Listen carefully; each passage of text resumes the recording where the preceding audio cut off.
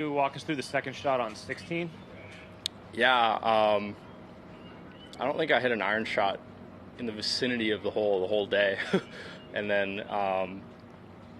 the iron shot on 16 was probably the best swing I put on a shot all day. And still, like, I hit a couple cuts today that just went through everything. And I airmailed a few greens and I had 200 front and 216 hole, I think. And it's kind of a perfect 5-iron because I figured if I flighted it, I hit my 5-iron anywhere between 215, 220. Figured flight it, 10 or hurt, and I striped it, and you could just see the wind hammer this ball. And I knew it was going to land just short of the green. I was just hoping it didn't land on the knob, and I think it just flew the knob. I got a nice kick up there, and honestly probably had the easiest putt possible to that pin. So a little bit of good luck and good timing with probably the best swing of the day.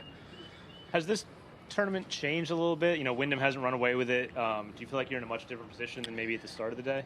Yeah, these guys ahead of me are playing really, really well, and they're some of the best players in the world. And with the conditions how they are, I think it's going to be, I'm sure it's going to get a little firmer again tomorrow, but the greens were still really soft today, and guys are throwing darts and making a ton of birdies. I mean, Brian shot one of the easiest 8-unders I've ever seen in my life with a really bizarre 6 on 9. He got unlucky there, but obviously there's low scores out there, but I'm not going to pay too much attention to it. I'm just going to keep doing my thing, and if I'm somewhat close come tomorrow back down, I'd be very happy. If not, just going to keep doing my thing and hopefully put up another good number.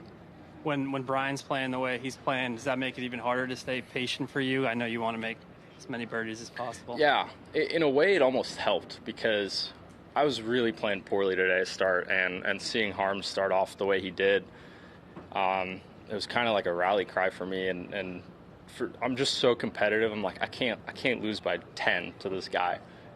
Granted, he's one of the best players in the world, and every single time I play with him, he's one of the most impressive golfers I've ever seen in my life. So I was like, just don't get too drummed. So I think just my competitiveness kept me close.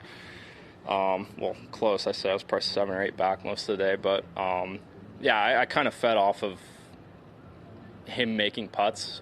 It's a good visual as a golfer, I think. I think most people would agree they would rather have their playing partner play really well. And I definitely picked off some of those vibes at the end. What do you admire about his game? God, he's just everything. He's kind of like Xander to me, and he just has no holes in his game. He hits it sneaky long.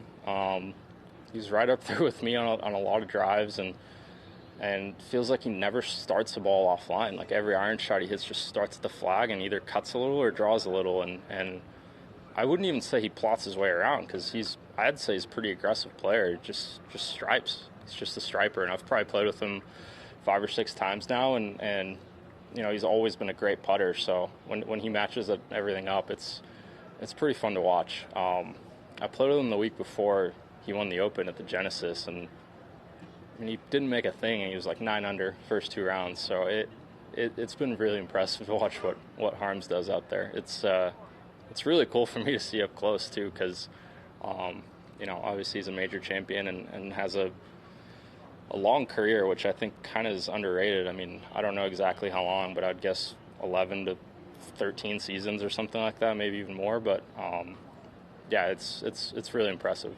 How would you describe your relationship with this place from the start, and has that changed at all this week? Yeah, it's just awesome to see how much my game has progressed, and I think I use this course as a good basis because no matter how easy the conditions are out here, this is a hard golf course, and it's not long or, there's nothing particularly nasty about it. The water's there a lot, but you just have to put your ball in the right places, and you just have to hit good shots. You can't fake it around here, and I think this is one of the courses that, every type of player has won at, and I think inherently that makes it a great golf course design. You get punished when you hit a bad shot, and you get rewarded when you hit a good shot. So the first 2 years I played, or the first year especially, I was like, dude, this course is so hard. Like, I don't know how I'm going to compete unless I hit it better off the tee, hit better iron shots, everything. And I put up it's probably like 10 or 11 over, missed the cut. And then last year, I honestly felt like I played well the first 2 days just to make it. I think I made the cut on the number and shot like 9 over on the weekend too. So I don't have a good track record after 2 events, but it does seem like a place where it could get a little volatile, and you know, if you're playing well, you're going to play well. If you're not, then you're completely out of the fray, which I think a lot of other guys' results kind of shows that too. So that's why I didn't beat myself up, but like, oh man, Players Championship, our biggest event, and my best finish is 75th. But yeah, it's cool to see the progression I've made since the first year and even since last year. It's really cool to look back on. What's been the biggest key to driving it better? Just a lot of it is confidence.